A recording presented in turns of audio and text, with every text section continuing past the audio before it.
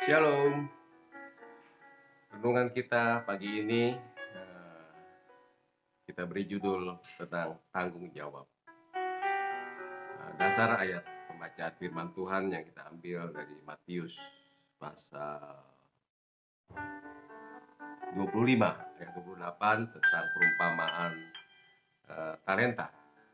Dalam perumpamaan itu ada orang yang berikan 2 talenta, 1 talenta dan 5 talenta. Yang 2 dan 5 menjalankan talenta itu dengan berlipat ganda, yang 1 menguburkan talenta itu, ya. Dan Tuhannya marah. Pada akhir percakapan ayat tersebut dikatakan, ambillah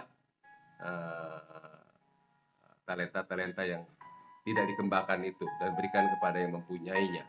Sebab kepada siapa yang mempunyainya dia akan ditambah-tambahkan, tapi yang tidak mempunyainya daripadanya akan diambil. Tentu konteks dalam ayat ini bicara tentang tanggung jawab.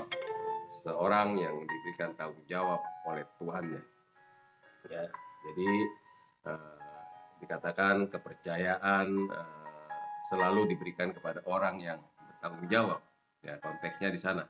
Jadi untuk itu mari kita belajar senantiasa dalam hidup ini bertanggung jawab. Bertanggung jawab terhadap siapa? Ya, terutama kita bertanggung jawab pada Tuhan tentang sewaktu kehidupan yang sudah diberikan, ya. Firman Tuhan yang mengatakan bahwa pada hari terakhir Tuhan akan memintakan pertanggungjawaban, ya, mengenai hal hidup waktu kita yang Tuhan sudah berikan, percayakan kepada kita. Oleh sebab itu kita harus bertanggung jawab terhadap Tuhan mengenai kehidupan yang sudah Dia percayakan atau berikan kepada kita. Yang kedua adalah tanggung jawab terhadap diri sendiri. Ya, kita bertanggung jawab semua talenta yang Tuhan taruh dalam diri kita harus kembangkan. Kita harus pergunakan. Ya, Tuhan menghendaki kehidupan orang-orang percaya harus menghasilkan buah. Bicara buah adalah sesuatu yang bisa dinikmati baik untuk diri sendiri dan orang lain. Ya, jadi tanggung jawab terhadap kita berkewajiban berdasarkan talenta karunia yang Tuhan berikan untuk mengembangkan talenta kita, ya, untuk menghasilkan buah-buah.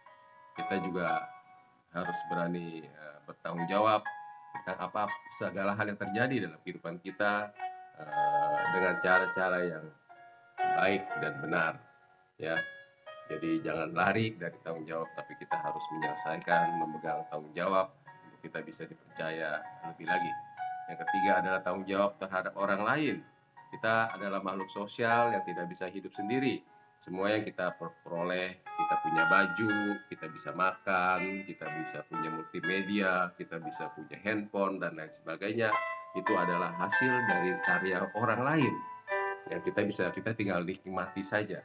Ya, oleh sebab itu dalam kehidupan sebagai makhluk sosial kita berkaitan dengan satu yang lain, dan sebagai makhluk sosial kita juga memiliki tanggung jawab. Ada ciri-ciri orang, 3 orang, ya, yang selalu kalau ada masalah dia melarikan diri, dia menghindari dari masalah itu. Dia tidak memikul tanggung jawab terhadap masalah tersebut. Yang kedua adalah orang-orang yang pada saat ada masalah dia menyalahkan orang lain, menyalahkan keadaan, bahkan menyalahkan Tuhan. Ya. Nah, ini juga ciri-ciri orang yang kurang bertanggung jawab. Tapi ada tipe ketiga, bahwa pada seseorang menghadapi masalah, dia akan hadapi masalah itu. Dan dia akan pelajari apa yang menjadi permasalahan. Dan dia akan mencari jalan untuk bisa menyelesaikan permasalahan itu dengan baik, bijaksana, dan benar. Dalam pengertian, segala keputusannya adalah untuk membawa kebaikan bagi banyak orang. Ya, seringkali kita juga bertindak manipulatif.